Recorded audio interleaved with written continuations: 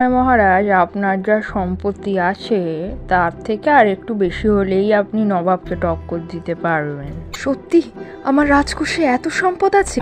আপনার জীবনযাত্রা আর একটু উন্নত করতে হবে, তাহলেই নবাবকে টক্কর দিতে পারবেন। আমার বক্তব্য যার যা আছে তাই নিয়েই খুশি থাকা উচিত। তুমি সব কাজে বাখরা দিও না। আমার কথা তো মহারাজের পছন্দ হলো না, কিন্তু এরকম করতে থাকলে যে বিপদ নিশ্চিত। এই চিঠিটা লিখে দিচ্ছি বৈদ্যকে, একটু দিয়ে দিস। এ কি হলো গো? গোপাল ইহলোকের মায়া ত্যাগ করেছে। গোপাল আমাদের এভাবে ছেড়ে চলে যেতে পারে না।